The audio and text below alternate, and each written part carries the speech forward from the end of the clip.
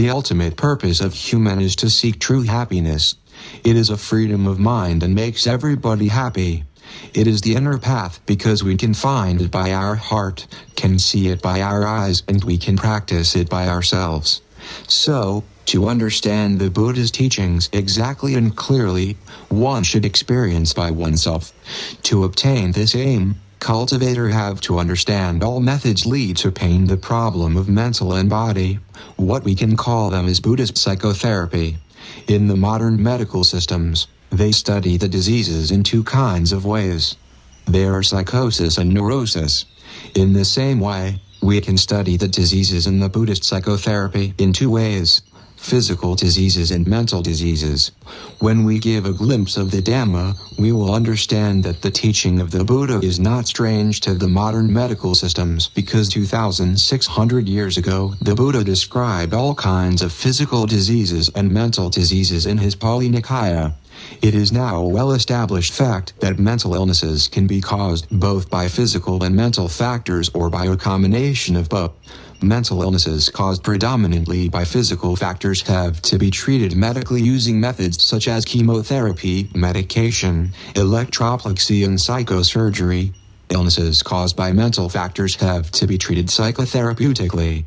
According to this system of Buddhist psychotherapy, the mental factors that cause mental illnesses are identified as mental defilements, the kleshas. But in dealing with kleshas, one has to understand, one has to see and know both one's own body and mind. The mind, even in its normal state, is full of kleshas or defilements. However, this paper is focused on the discuss Buddhist understanding on physical illnesses and how to treat these illnesses follow the teachings of the Buddha. According to Buddhism, human beings are psychosomatic unit. All human beings are formed with mind and matter, nama and rupa. Mind and matter connect to each other according to Paticca and 24 Pakaya. So, if we study Buddhist psychotherapy, we must know these two connections between mind and matter. As discussed in the law of dependent co-origination, Paticca and the analysis of 24 relations, Pakaya, everything is dependent on various other related elements.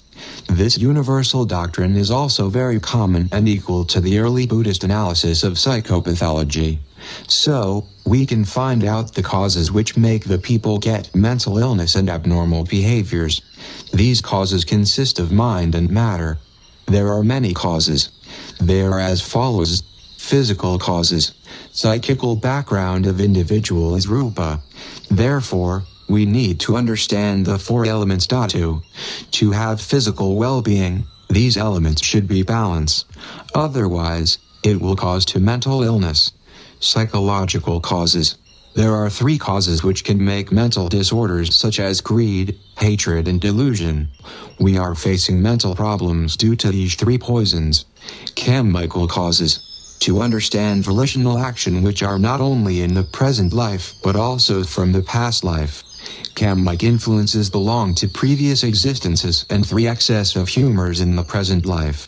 Three humors are excess of wind, excess of bile or blood, and excess of phlegm. Cultural and environmental causes. There were two parrots in the Jataka stories. The parrot which is in the robbers is cruel. The other one in the hermits is very polite. Here, we must understand how an important environmental causes. Parapsychological causes. Parapsychological influences are also recognized in the context of Buddhist psychopathology as an outstanding cause leading human beings into various problematic behaviors and mental disorders. Generally, in the rural area, women are attacked by the demon. It is called parapsychological cause.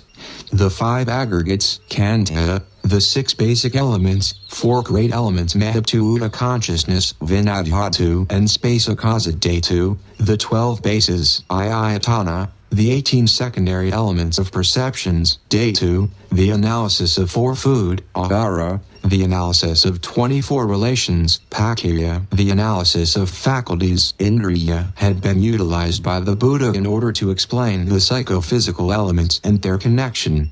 One point we have to understand is very clear before to find out about physical illness, that is definition of dukkha.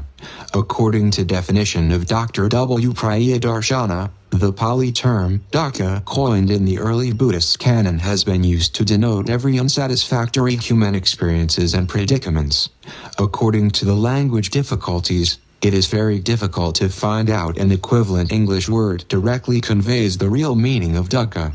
Therefore, English words such as satisfactoriness, happiness, distress, discomfort, dissatisfaction, sorrow, affliction, anxiety, anguish, unease are to be used here for the understanding of the true meaning of the term dukkha. As to philosophical and psychological explanation of the term dukkha, it represents 3 stages, namely as physical, mental, and cosmic sufferings or suffering of bondage.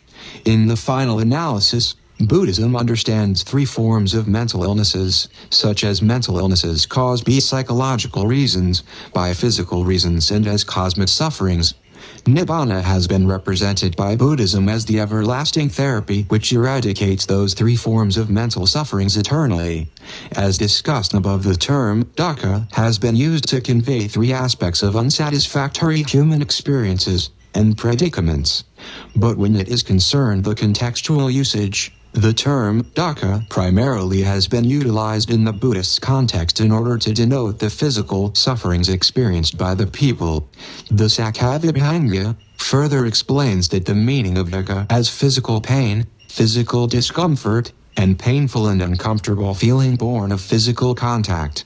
At the first place, the Buddha mentioned about this issue in his preaching as follow: Dvim, Bhikkhave, Roga, Katam Dvi, Ki Kokarogo Setasi Kokarogo, Disanti, Bhikkhave, Sadake Ikanarajana Ikampi Vasamerogium Patajanamana, Vipi Vasaniarogium Patajanamana, Tiny P Vasaniarogium Patajanamana, Katari P Vasaniarogium Patajanamana, Pankapi Vasaniarogium Patajanamana, Basapi Vasaniarogium Patajanamana, Visati P Vasaniarogium Patajanamana, Timsapi Vasaniarogium Patajanamana, Katarasampi Vasaniarogium Patajanamana, Panasampi Vasaniarogium Patajanamana, Vasazatampi, Baopiarogium Patajanamana. Te, Bhikkhave, Sadasuj Labhilokasmem Yisedasikanarajana, Myahatampiarogium Patajananti, Anatrikina Savihi. Here, we can see that the effect of mental on body very great. A mental patient's mind is sick. As a result, the sick mind makes his body also sick. It is difficult for a mental patient to see and know his sick mind because the mind is not a tangible component of a person. But it is comparatively easy to get a mental patient to see and know his own body, which is a tangible object of meditation. As repeatedly shown earlier, one becomes a mental patient due to mental or physical causes or both. Physical causes have to be removed mainly by medication, chemotherapy, shock therapy, and psychosurgery. Mental causes have to be removed by the application 7 methods of dealing with mental impurities, the kaleshas prescribed by the Buddha in Sabbasava Sutta. All people, normal and abnormal, have kaleshas in them. The difference between a normal person and an abnormal person is that the normal person is capable of managing his kaleshas, whereas an abnormal person is unable to manage his kaleshas. In order to see and know one's own kaleshas, one has to cultivate mindfulness, sati. This is a difficult task for the mentally sick people. Therefore, one has to cultivate sati gradually. As given in Satipatthana Sutta, one must begin cultivation of mindfulness with one's own body or the body of another person. Mental patients tend to lose body awareness and therefore they lose control of their own bodies. Due to lack of body awareness, tension in the body gets increased or may lead to depression. While tension may lead a patient to criminal behavior, while depression may lead a patient to withdraw from society or even to commit suicide. Prolonged psychiatric medication may weaken the patient's body, including his nervous system.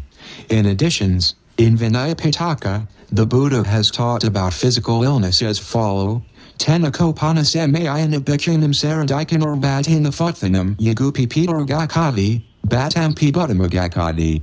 Te tenakizahunti, luka, dubana, upandapandukajada, damanazantharagada. Adasako bagava te bikukais luk, duban upandapandukajate damanazantharagad. Disvana as mintermananda mamantesi. Kim Nuko, Ananda, Ilrahi Bekukiza, Luka, Dubana, Upandupandukajada, Damanazantharagada, T. Idarahi, Bante, Bikinam Saradikanor Batinafuthanam Yagupi Petergakadi, Batampi Butamagakadi. Te Tenakizahunti, Luka, Dubana, Upandupandukajada, Damanazantharagada, T. Now at that time monks, afflicted by an affection occurring in the autumn, brought up the convey they had drunk and brought up the rice they had eaten. Because of this they became lean, wretched, of a bad color, yellowish, the veins standing out on their limbs. The Lord saw these monks who were lean, standing out on their limbs. Seeing them, he addressed the venerable Ananda, saying, "Now, how is it, Ananda, that at present monks are lean, standing out on their limbs?" At present, Lord, monks, afflicted by an affection occurring in the autumn, bring up the conjia they have drunk and bring up the rice they have eaten. Because of this they are lean, standing out on their limbs. To resolve the problem above, the Buddha accepted his disciple use the 5 medicines, that is to say ghee, fresh butter, oil, honey, molasses, are medicines and are also agreed upon as medicines. And although they serve as nutriment for people, yet they cannot be reckoned as substantial food. What now if he should allow monks to make use of these 5 medicines at the right time, if they have accepted them at a right time? He allow monks, a lower grindstone, a small grindstone, if there is a reason, to make use of astringent decoctions as medicines. Astringent decoctions from the neem tree, astringent decoctions from the kutaja, astringent decoctions from the pakkava, astringent decoctions from the naktamala, or whatever other astringent decoctions there are that are medicines, if they do not serve among solid foods as a solid food, if they do not serve among soft foods as a soft food, and having accepted them, to preserve them for as long as life lasts. He allows his disciple, if there is a reason, to make use of leaves as medicines. NIMP leaves, KUAJA leaves, cucumber leaves, basil leaves, cotton tree leaves, or whatever other leaves there are that are medicines, if they do not serve any of these medicines. If there is a reason to make use of fruits as medicines, vilinga, pepper, black pepper, yellow myrobalan, balearic myrobalan, amblyc myrobalan, GOHA fruit or whatever other fruits there are that are medicines, if they do not serve any of these medicines. He allow monks, if there is a reason, to make use of resins as medicines. Hingu, HIGU resin, HIGU gum, gum paddy, gum PA, or whatever other resins there are that are medicines, if they do not serve any of these medicines. He allow monks, if there is a reason, to make use of salts as medicines. Sea salt, black salt, rock salt, culinary salt, red salt or whatever other salts there are that are medicines, if they do not serve among solid foods as a solid food, if they do not serve among soft foods as a soft food, and having accepted them, to preserve them for as long as life lasts. If there is no reason, there is an offensive wrongdoing for one who makes use of any of these medicines. The Buddha also had shown to his disciple some medicine to threat their disease by material nature. However, one thing is very special and important to cure their illness, that is practice the meditation which shown in the sutta to be concerned. In the one praking, the Buddha has taught, sadhu, bante, bhagavayine asmakiramanando tenu apazankamatu and yukampam upadayayati.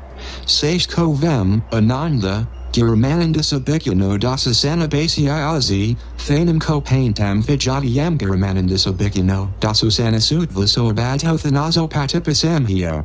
Katamadasa, Anakesana, Anatesana, Asabhesana, Adanavesana, Prahanesana, Virgasana, Nirodhesana, Sablokanabhiratesana, Sabasankarsu Anakchesana, Anapanasati. Herein, the highlight of this method was mentioned by the Buddha what showed the physical diseases in this way. They are eye diseases, CAKKHUROGO, ear disease, SOTAROGO, body disease, KROGO, head disease or headache, SISAROGO, ear disease or mumps, KANNAROGO, cough disease, MUKHAROGO, teeth disease, DANTAROGO, cough, kaso, asthma, saso, cold, pinaso, burning sensation of the body, daha, cholera, visusica, leprosy, cutthum, boils, gendo, smallpox, rakaza. In the case of the Venerable Girmanandit, to the alleviation of his sickness to enable him to get back to engaging in the practice of meditation. Here the text refers to Pahanasana, the understanding of properly rejecting unwholesome thoughts, whatever thoughts of sensual pleasure, thoughts of aversion, thoughts of violence or evil or unwholesome thoughts that arise, they should be rejected, dispelled, abolished and caused to perish. This is the perception of rejection. Itananda, bhikkhu upanam kamavatakim, ayapadavatakim, vihimsavatakim, upanapan pap akakusal dhamme, nadhaveshti, pahihati, vinadati, bhayanti karodi, anabhavam gamti. I am Vakatananda, Prahanizana. Whoever is successful in these attempts will reach a stage that is described as I am Vakadi, Bhikkhave, Bhikkhu Vastu Vidaka Pariyaya Apothesu, Yam Vitakam Makankasadi Tam Vitakam Vidakasadi, Yam Vitakam Nakankasadi Natam Vitakam Vidakasadi, Akchekchi Tanham, Vivitaye Samyojanam, Samaman Abhizame and Tamakazi Dukasa. This bhikkhu is the bhikkhu who has gained control over the succession of thoughts. He will think whatever thought he desires to think. Whatever thought he does not want to think, he doesn't think. He has cut off craving, with fetters removed, and with the complete penetration of conceit he has made an end to suffering. To reach this stage, the Buddha gives a detailed five-fold progressive description in the Vitakasanthanisiddham how all kinds of disturbing thoughts can be removed.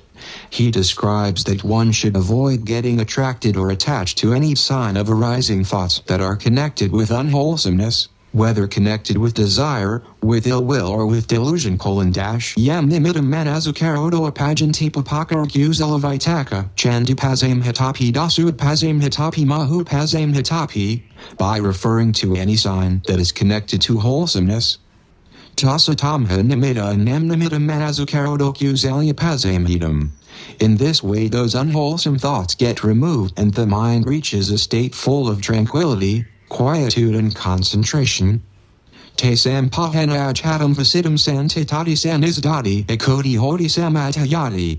If still some thoughts of unwholesome character may arise, he may also further remain alert by investigating the danger involved in these thoughts. 8. Tesampi vidakanamadinavam upaparakato yipapakar kuzela vitakal chandupazam hitapi dasupazam hitapi mahupazam hitapi te pahayanti te abhatham gakchanti. And again he will reach a calmed and queen position of the mind to proceed further in his meditation. Again, in case of further distracting thoughts of the same impure character, he should proceed in the following manner by forgetting them as well as by not paying any attention to them. Te sam vidakanam asashyam anazakaro apajitabo, and if necessary to working further by stopping the thought formation process. Te sam vidakanam vidakas encouraganthanam manazakatabum, if he still shouldn't be successful then even forcefully he should beat and crush down these still arising thoughts. 12. Even with teeth clenched and the tongue pressed against the upper gum. Dantabhidantamanhayajibhayatalamahakasetazasiddham abhiniganghato abhinipalayato abhizantapayato, and any such unwholesome thoughts will get abandoned.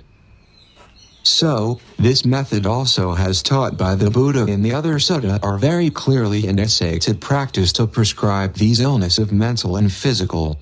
In Satipatthana Sutta, the Buddha has preached, Bhikkhave, Bhikkhu Aranagato Varakamilagato Vasanagaragato Vanizadati, Palankam abhujiva, Ujam kayam panadhaya, Parimakam sadam upathrabhava. So satova sazadi, satova pasazadi. Digham vasasanto, digham asasamiti pajanati, digham vapasasanto, digham pasasamiti pajanati, ras sam vasasanto, ras sam asasamiti pajanati, ras sam vapasasanto, ras sam pasasamiti pajanati.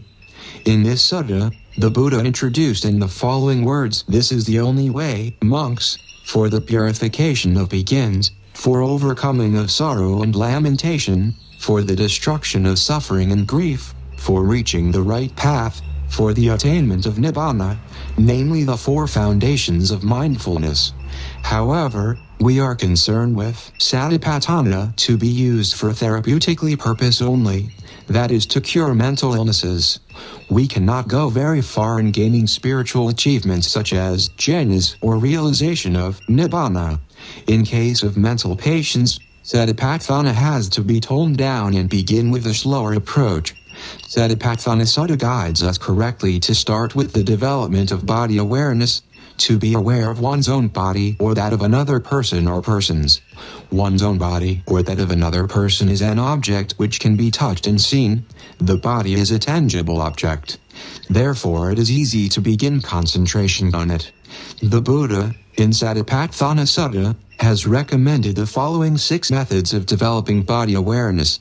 They are: developing awareness of breathing process. Anapanasati, developing awareness on the postures of the body, sitting, standing, walking and sleeping postures. Iryapatham, development of clear comprehension of one's own actions such as talking, thinking and bodily functions. Sampajana, development of seeing and knowing the impurities of the body. Paticula manasakara, development of awareness of the elements of the body. Dhatu manasakara, development of awareness of the process of decomposition of the body. Nava, sivathika manasakara, it is also easy for a mental patient to see and know his feelings associated with his body and mind. This sutta makes it clear that people generally experience 3 kinds of feelings. I pleasurable to unpleasant, 3 neutral, neither pleasurable nor unpleasant. Mental patients without much difficulty can understand these feelings, particularly the first 2. A normal person in guided meditation can get to know and see several grades of feelings. Even pleasurable feelings can be divided into 2 groups. I mundane pleasure, samasasukha, to spiritual pleasure, niramasasukha. To cure all diseases perfectly, it is very important for the doctor to know that what kinds of symptoms the patient is suffering. When the doctor comes to know the symptoms of his patients, he can cure the disease. So, to cure our mental illness, therapeutic ways are sila, samadhi and panna, a noble truth, magga. Sila can cure our behaviors and samadhi will treat our mind. The last one, panna, can get rid of all defilements. The psychological and behavioral problems caused by hatred, dosa, kopa, vikopa, and so on are used as synonyms of dosa. All the form of hatred, either as self-annihilation or social annihilation, are comprehensively elaborated in terms of the concept vibhavatana. The person who is overwhelmed by lobha and dosa cannot perceive the things as they are. Therefore, this perverted mentality is known as moha. The deluded person regards what is impermanent as permanent, what is painful as present, etc. So, lobha, dosa and moha are considered as the unwholesome drives leading human beings into many psychological problems and into problematic behaviors. In the Buddhist teaching of Kamma, habitual action is understood in the context of psychopathology as the linkage which is conducive to bring some sorts of psychological problem and problematic behaviors into future existences from previous and present existence. Karmic influences belong to previous existence, and imbalance of the 4 elements and 3 humors are also concerned as the central and crucial causes leading human being into various psychological problems and problematic behaviors. The Karaniya Sutta mentions that some kind of hallucinations, anxiety and depression conditions caused by the invisible power, psychological problems and problematic behaviors are recognized in the Buddhism as the malevolent powers of ghosts, demons, or gods. The Milindapanha also recognizes of gods that are conducive to perform some dreams. Consequently, parapsychological influences also are recognized in the context of Buddhist psychopathology as an outstanding cause leading human beings into various problematic behaviors and mental disorders. In conclusion, physical illness according to the preaching as taught by the Buddha, besides these medicine which shown by him in the Vinaya Pitaka can be threat human illness, one issue the most important is practice meditation. If one practice in the process of the Buddhist psychotherapy, he will be able to analyze things by himself and find the way to eliminate the main causes of his problems. We can understand what sort of character he has, what sort of mental illnesses he has, what sort of root causes are there and what sort of treatments he needs. The four foundation of mindfulness is essential to reduce our sufferings and to get free from sufferings. They all are definitely psychological factors, mundane or supramundane. Meditation is the best and better therapeutic for mental illnesses. The Buddha said that the four foundation of mindfulness is only one way for the purification of mind, for the overcoming of sorrow and lamentation, for the disappearance of pain and grief, for reaching the noble path and for the realization of Nibbana.